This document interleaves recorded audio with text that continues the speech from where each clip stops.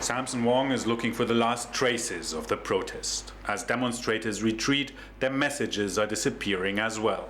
Wong considers himself an archivist of the movement. I find it a very special way to look at the movement. For weeks, protesters used this wall adjacent to the Hong Kong government's offices to leave messages for each other.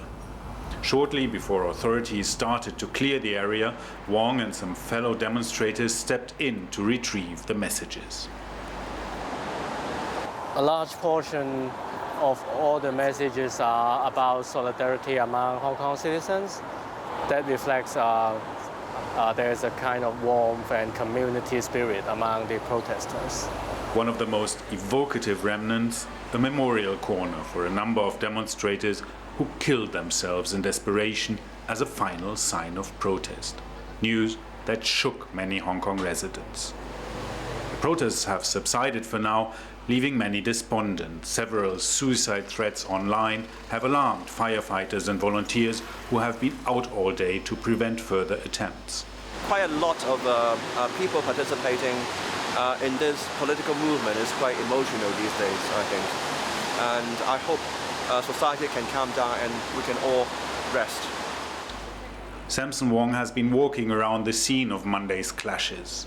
Police have sealed off the entrance to the Legislative Council. Several people have been arrested. I think it's ironic to now the creativity of the Hong Kong people are simply treated as evidence for prosecuting them now. It'll be a long time before the legislature can be used again, but the next protests have already been called for this weekend. It wasn't expected, but it happened anyway. Protesters in Hong Kong storming the seat of the territory's parliament on Monday. The Legislative Council chambers for some hours belonged in the hands of Hong Kong's ordinary people. An extraordinary scene on a day that marked the 22nd anniversary of Hong Kong's handover to China from Britain. But since then, the battle over Hong Kong's autonomy has developed into a war of words between China and the UK. Just listen to what China's ambassador to the UK, Liu Xiaoming, said in London on Wednesday.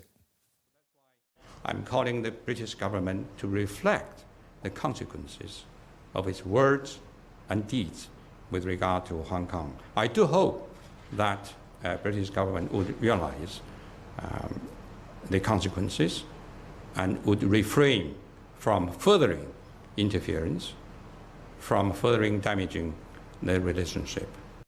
Now this in response to a series of tweets and media statements over 3 days from UK Foreign Secretary Jeremy Hunt in support of the people of Hong Kong. Today, he responded to those criticisms and issued clarifications. I was not supporting the violence. What I was saying is the way to deal with that violence is not by repression. It is by understanding the root causes of the concerns of the demonstrators, that freedoms that they have had for their whole life could be about to be undermined by this new extradition law. But Hunt's earlier comments had come in for criticism from Beijing as well.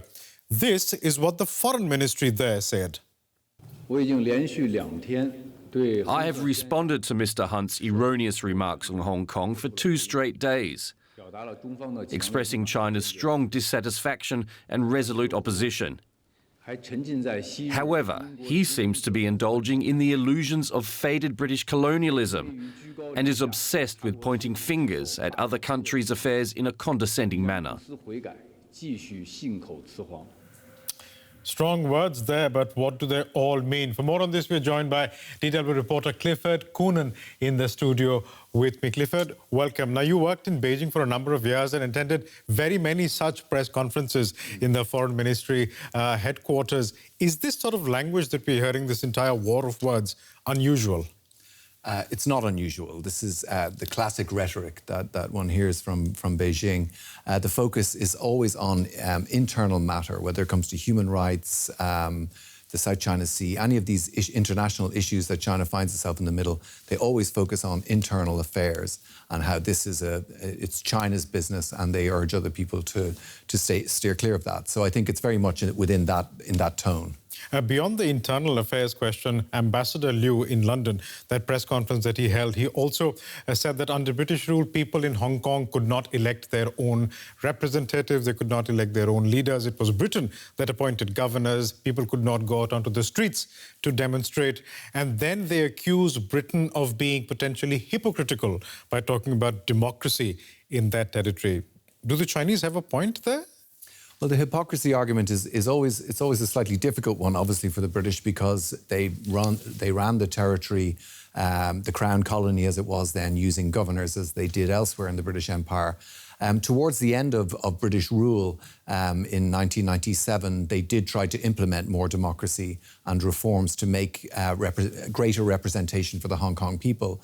And I think the British tend to point to that when China makes these accusations.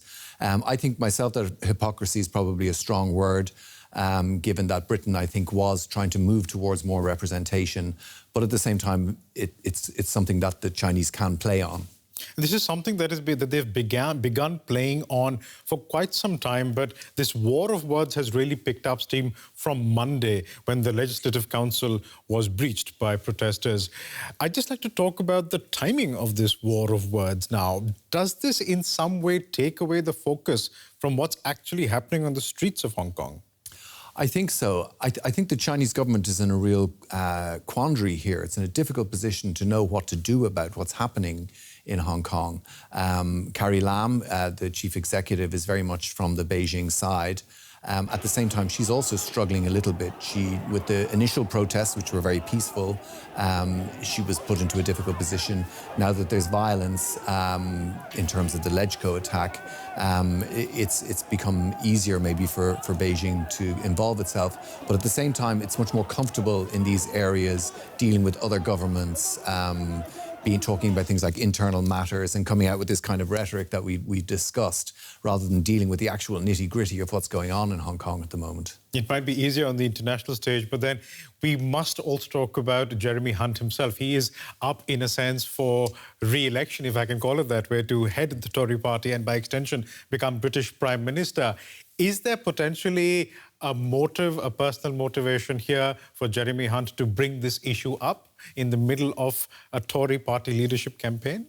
Well, I think that the timing is no coincidence. I think, in fairness, that the British Foreign Minister has been he's been pretty good on Hong Kong in terms of standing up for the British side.